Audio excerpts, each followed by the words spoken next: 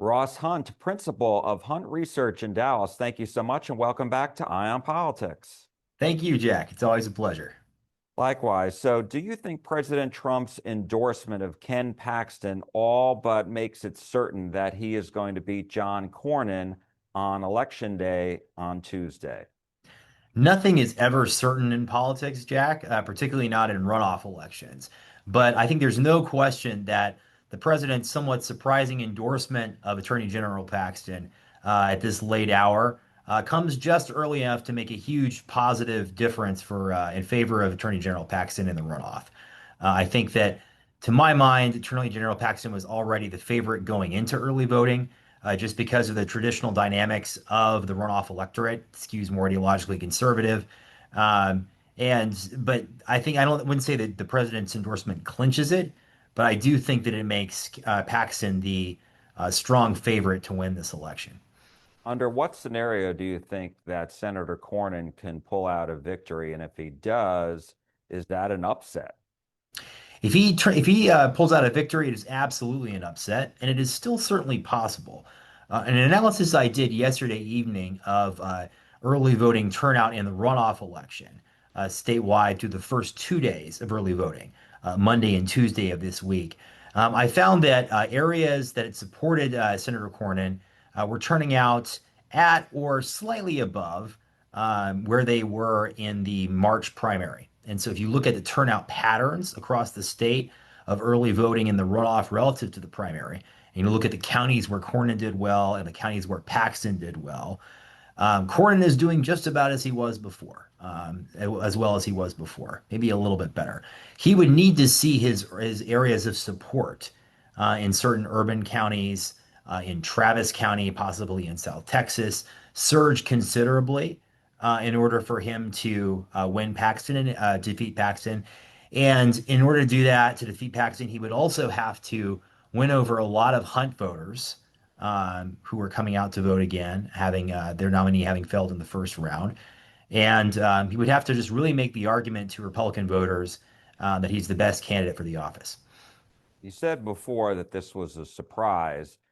In your mind, was it more surprising because of the timing during day two of the early vote? Most people thought, and even Senator Cornyn, we were with him in Austin on Monday morning.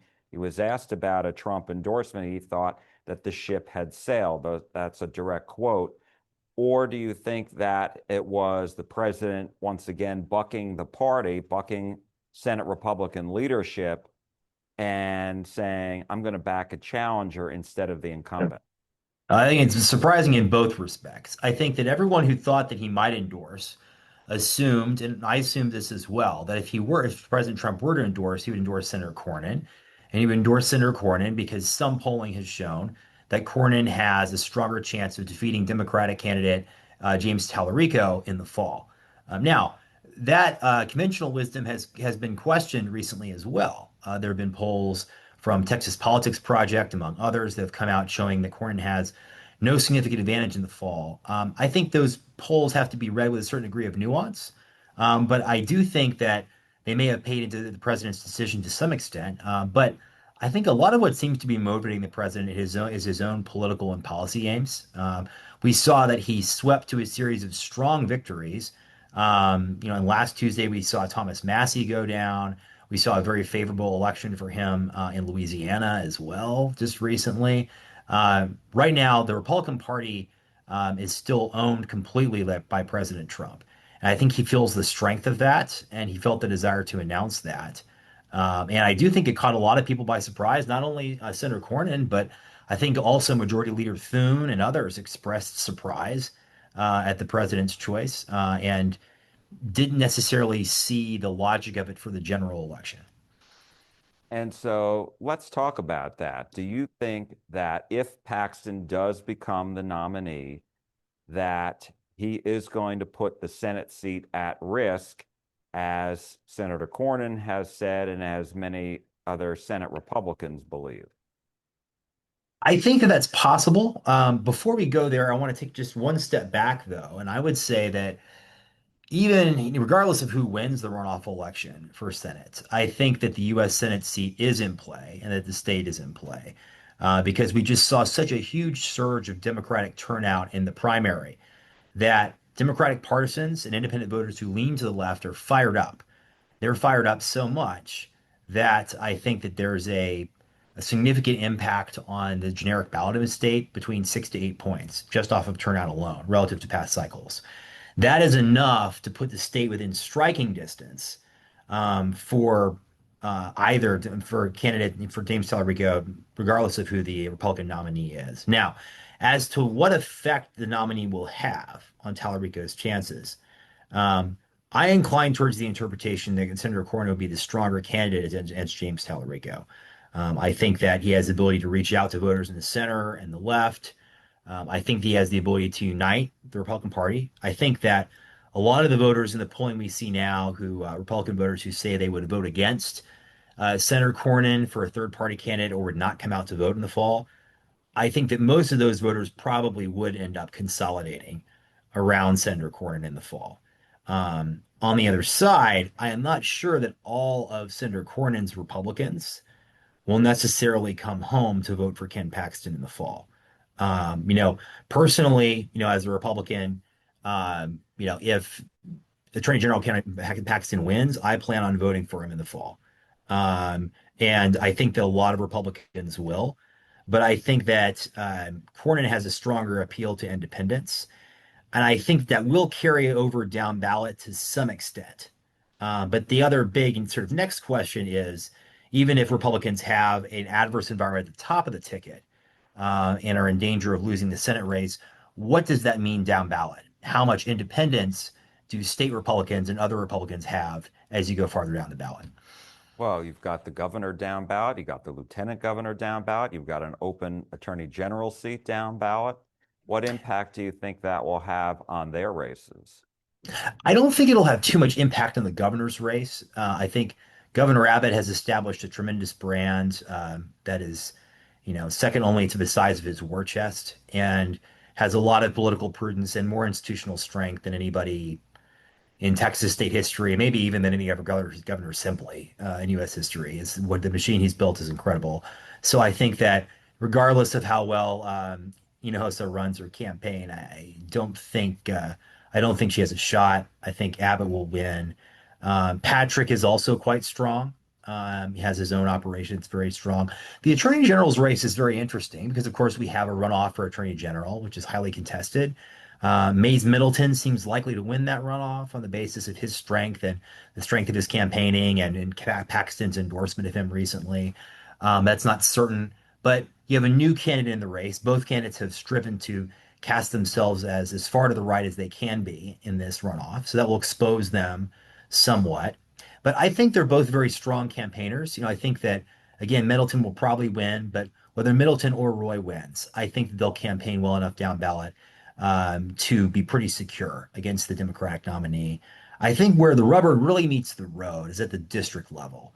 And this isn't sort of maybe the sort of highest profile set of races, but they're very important races. The state house, the state senate is not really in play. The state house, there are a lot of open seats in the state house, and there are a lot of seats that were previously not in danger before a high Democratic turnout in the Senate race that may now come into play in the fall. And I think that's going to be the place where Democrats and Republicans alike are looking to wage the battle in November. Two other questions. One, going back to the attorney general's race very quickly. And, you talked about the lieutenant governor backing Senator Middleton. Senator Cruz is backing Congressman Roy. What do you think that race is going to come down to? I mean, do you think that because Middleton had a big lead over Roy, that it's going to be too much for Roy to overcome? I have noticed that he has increased his ads this time around. Mhm. What Yeah, I think Roy was a little overconfident in round one. He was making claims that he would run away with this thing and went outright. And that always seemed absolutely outlandish to me on the basis of what I saw in the numbers and just the strength of Middleton's candidacy and how intelligently he was spending. I don't think Middleton is sitting on his laurels in round two. I mean, his lead was not wide in round one. It was unexpected because he was an upset. But I think the momentum has remained with Middleton. I think that the endorsements of Lieutenant Governor, but also Attorney General Paxton, saying that he couldn't imagine Chip Roy as Attorney General, I think is very telling and will help Middleton with the grassroots. But I think that ultimately will come down to the two candidates trying to make their case that they are really the ally of Donald Trump, and that they are the reliable ally, and that they are reliably conservative.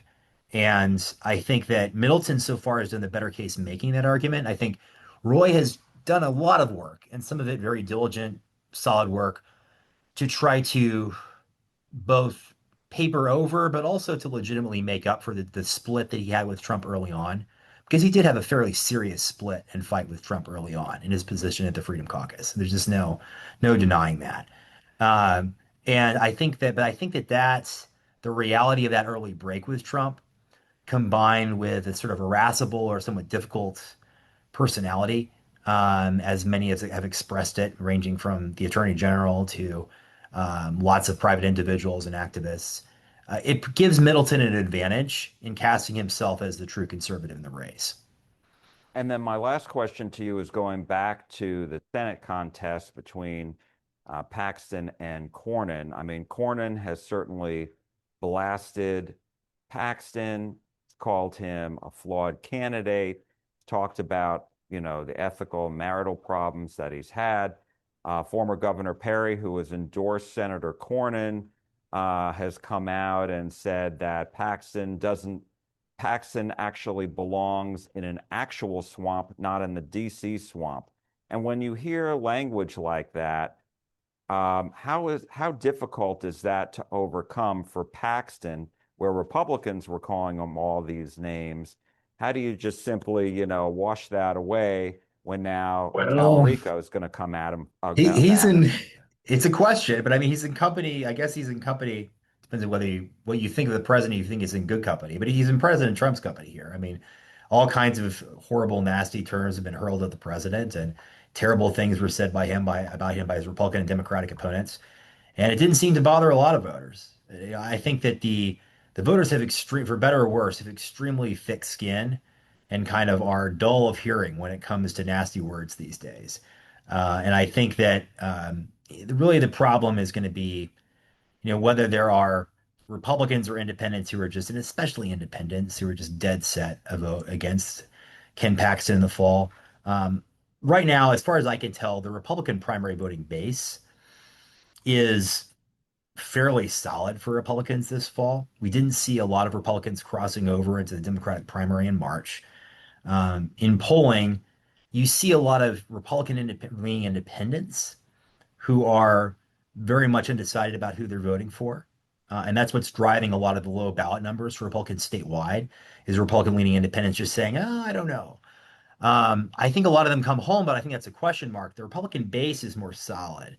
And so I'm not actually worried about Ken Paxton being damaged with the Republican base by all this, by all the negative rhetoric in the runoff. I think people are just, for better or worse, are just going to forget that in a couple of months because they're used to it. But I do think that likability matters for independents, because it is quite possible to just stay at home in these gubernatorial elections. And Ken Paxton and all the Republicans up and down the ballot cannot afford to have Republican leaning independents stay home this November. So do you think there will be a lot of reaching out to them in the course I of the general?